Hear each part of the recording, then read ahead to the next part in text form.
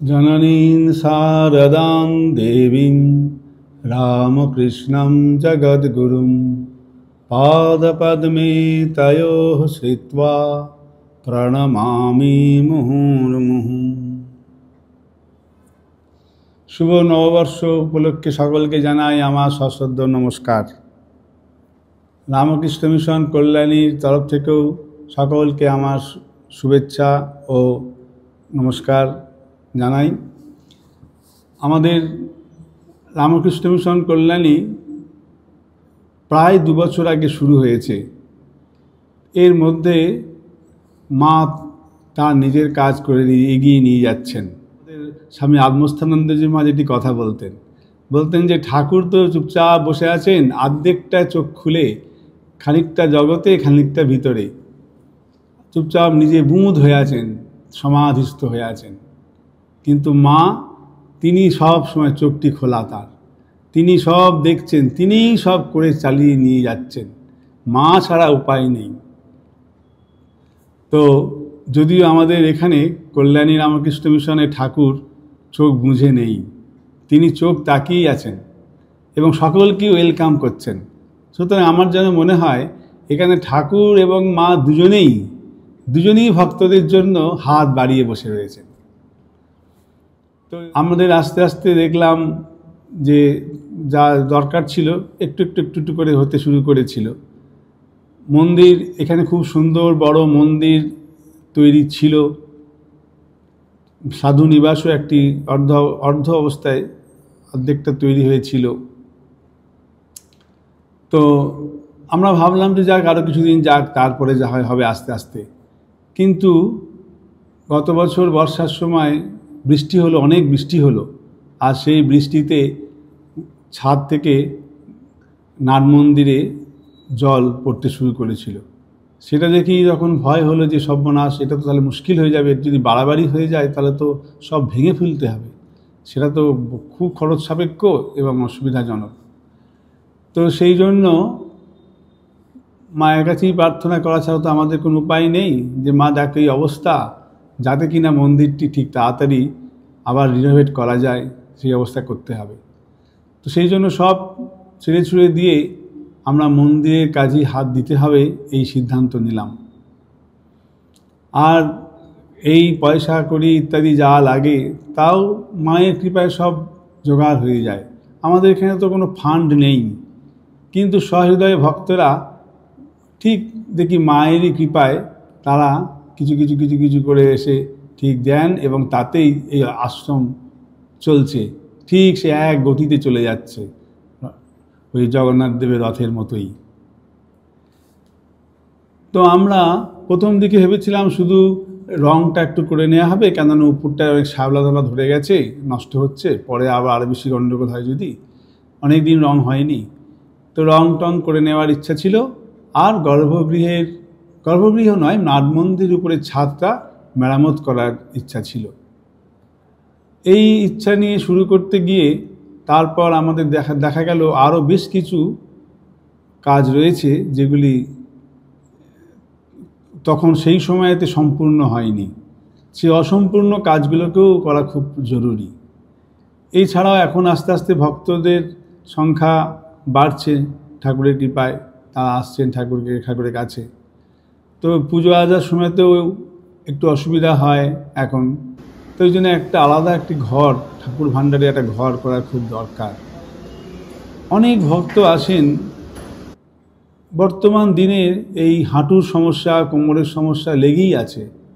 অনেক বয়স্ক ভক্তরা বা এরকম যারা উঠতে হাঁটতে পারেন না বা হাঁটতে অসুবিধা হয়, তাদের পক্ষে এতটা সিঁড়ি উঠে আসা খুব মুশকিল, সেটি আমরা দেখতে পাই। তো যদি একটা র্যাম্প খুব সুন্দরভাবে হয় তাহলে বোধহয় তাদের পক্ষে খুব সুবিধা হয়।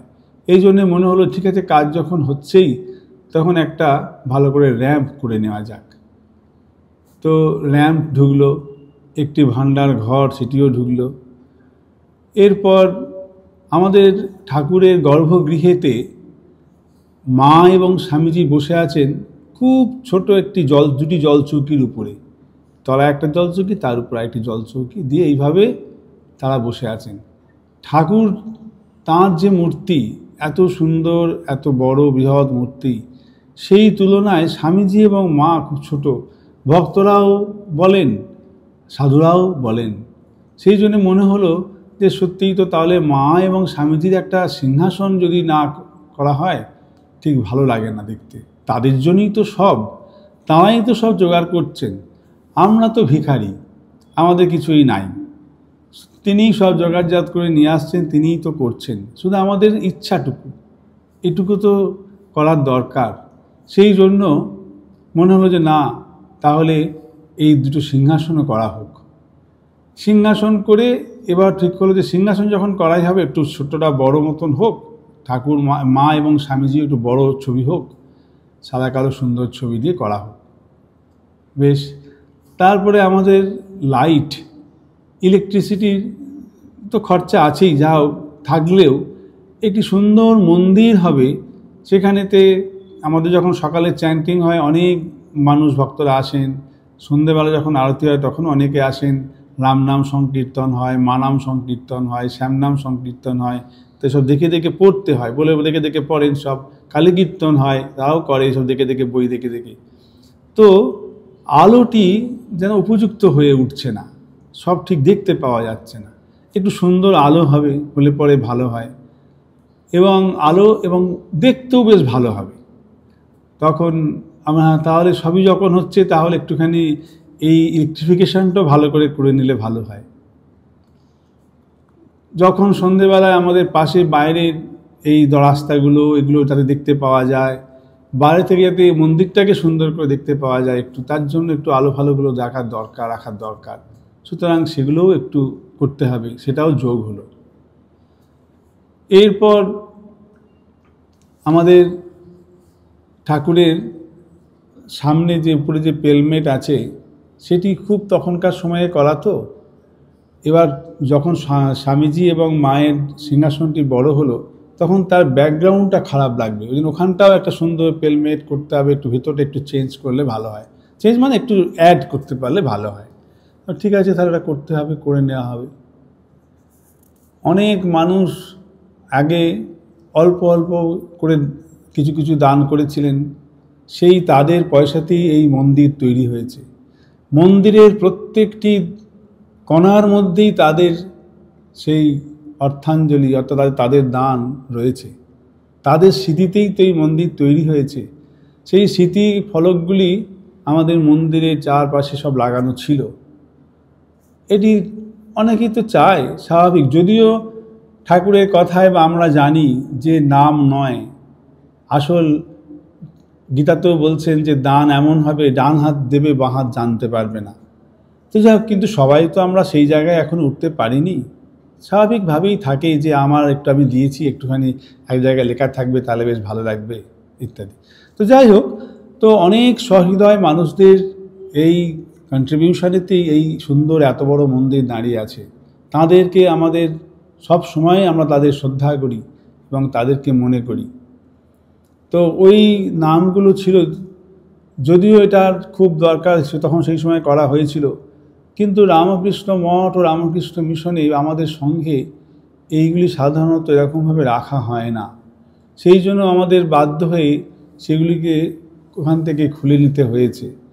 খুলে নিয়েও আমরা ভেবেছিলাম যে সেই পাথরগুলো দিয়েই ভিতরে কিছু কাজ করে দিই, ঠাকুরের গর্ভমন্দিরে বা বাইরে এরকমভাবে কাজ করে দিই। সেই জন্য আমরা শুরুও করেছিলাম, কিন্তু যে পাথরগুলোতে নাম লেখা ছিল সেই পাথরগুলোর কোয়ালিটি অতটা ভালো ছিল না। আমরা খুলতে গিয়েই দেখছি ভেঙে যাচ্ছে, বা লাগাতে গেলেও এরকম ভেঙে যাচ্ছে। গর্ভমন্দিরে একবার লাগানোর পর যদি কোনো ভেঙে যায়, তাহলে পরে তো খুব মুশকিল হবে, কেন এটা তো আর বারবার চেঞ্জ করা যাবে না। সেই জন্য অল্প কয়েকটি জায়গায় তার ব্যবহার করে আমাদের ক্ষান্ত হতে হয়েছে। আর তবে এখন এইসব করে দেখতেও সুন্দর লাগছে। তবে যারা এই দান করেছেন তাদের প্রত্যেকের নাম থাকবে, আমরা এখানে আলাদা করে একটি বড় বোর্ড করে সেখানে তাদের নাম লিখে দেব। আমাদের জেনারেল রিপোর্টেও বইয়ের মধ্যেও তাদের নাম মুদ্রিত থাকবে। আর এইভাবে মন্দিরে কাজ আমরা শুরু করেছি। আমরা ভক্তদেরকেও জানিয়েছি, সবাই জানেন আপনারা যে আমাদের এরকম কাজ করছি, আপনাদেরকে জানিয়ে আমরা শুরু করেছিলাম।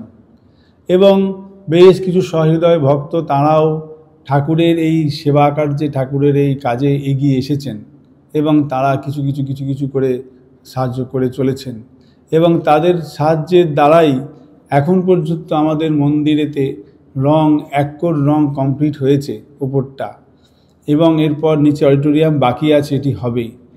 তারপরে ইলেকট্রিকের কাজও চলছে, র্যাম্পের কাজটি সম্পূর্ণ হয়ে গেছে, এখন র্যাম্পটি চালু হয়ে গেছে। আমি দেখি খুব আনন্দ পাই, অনেক বয়স্কা মায়েরাই বা ভক্তরা এখন আর ওই সিঁড়ি দিয়ে ওঠেন না, তারা র্যাম্প দিয়েই ওঠেন। একটি ঠাকুর ভাণ্ডারের যে কথা, সেই ভাণ্ডারটি শুরু হয়েছে, তলায় ঢালাই হয়েছে, এরপর খুব অল্প দিনের মধ্যেই এটি কমপ্লিট হবে। তো যাই হোক, ভক্তরা যেমনভাবে সাহায্য করছেন, তবে মাই সব তাদের কাছ থেকে তাদের নিয়ে আসছেন বা এরকম দিচ্ছেন, এটা ঠিক কথাই। ঠাকুর সকলের দান তো গ্রহণ করেন না, যার দান গ্রহণ করেন তারাই সক্ষম হয় দিতে। তো যাই হোক, এইভাবে ঠিক চলছে, তাঁর কাজ তিনি করে নিচ্ছেন, এগিয়ে যাচ্ছে। আমাদের পাশের মংসকোয়াটারটি ব্রহ্মানন্দ সাধুনিবাস, সেটিও অসমাপ্ত ছিল, সেটিও কাজ শুরু হয়েছে। 3 তলার উপরে 2টি ঘর করে নিয়ে সেটি পুরোটা প্লাস্টার করে রং করে নেওয়ার কথা হয়েছে। আমাদের ইচ্ছা, ঠাকুর মা এবং স্বামীজি তাদের যদি ইচ্ছা হয়, যদি তাদের কৃপায় সব এইভাবে এগিয়ে চলে, তাহলে পরে আমাদের সামনের রথযাত্রার দিন 2 বছর কমপ্লিট হবে। ওই সময়তেই আমরা চাই যে এই মন্দিরের নতুন মা এবং স্বামীজিকে বসিয়ে নতুনভাবে এবং মন্দিরটিকে নতুনভাবে আবার উৎসর্গ করতে, মন্দিরটিকে উৎসর্গ নয় ঠিক, মানে নতুন করে ইনোভেশনের অনুষ্ঠান করতে। সেই সময় আমাদের 2 দিন 3 দিন ধরে অনুষ্ঠান হওয়ার কথা। আমাদের পূজনীয় Srimat Swami Suhitanandaji Maharaj, senior vice president of Ramakrishna Math and Ramakrishna Mission Belur Math, তিনি রাজি হয়েছেন, তিনি আসবেন এবং আমাদের এই অনুষ্ঠানেতে তিনি কৃপা করে অনুপস্থিত থেকে অনুষ্ঠানটি সম্পন্ন করবেন। সব ঠাকুর এবং মায়ের কাছেই আমাদের, এছাড়া তো আমাদের আর তো কেউ নেই। ঠাকুর মায়ের কাছেই আমরা প্রার্থনা করি যে এইভাবেই যাতে এই মানুষের আমাদেরই মন্দির, এই সংঘ হচ্ছে আমাদের মানে সকলের, এটা কোনো নির্দিষ্ট আমাদের কোনো সম্প্রদায় নয়, আমরা সেই সনাতন ধর্মের প্রত্যেকের জন্য। আর এইটি আমাদের সর্বজনীন প্রার্থনা গৃহ, সকলের জন্য, সবাই আসবে এখানে। শুধু দীক্ষিত এমন নয়, শুধুমাত্র এখানকার আমাদের ভাবের সঙ্গে আছে তাই নয়, সবাই সব ধরনের মানুষ, তারা নিজের ভাবে থাকুক না কেন, যেভাবেই থাকুক, সব তারা আসবেন, তাদের সকলের জন্য এটি। অতএব প্রত্যেকে আমরা প্রার্থনা করি যে প্রত্যেকের কল্যাণ হোক, প্রত্যেকের মঙ্গল হোক, যারা এই কাজে সাহায্য করছেন, এগিয়ে আসছেন, তাঁদেরও মঙ্গল হোক। আর যারা করতে পারছেন না, হয়তো অনেকে শারীরিক পরিশ্রম দিয়ে কিছু করছেন, তারাও অনেক এগিয়ে দিয়ে, তাদেরও অনেক কন্ট্রিবিউশন এগিয়ে নিয়ে যাচ্ছেন, কাজে সাহায্য করছেন তাদের। এবং যারা এরপরে আরও অনেকে সাহায্য করবেন, যাদের বাকি পয়সাতেই আবার এগুলো তৈরি হবে, যাদের দানেতে অনুদানেতে, তাদেরকেও আগে থেকেই জানাই আমার সশ্রদ্ধ নমস্কার ও শ্রী শ্রী ঠাকুরের কাছে প্রার্থনা করি সকলের মঙ্গল, সবাইকার মঙ্গল হোক, এই প্রার্থনা রেখে শেষ করি। ওম শান্তি শান্তি শান্তি। হরি ওম তৎসৎ। শ্রীরামকৃষ্ণার্পণমস্তু।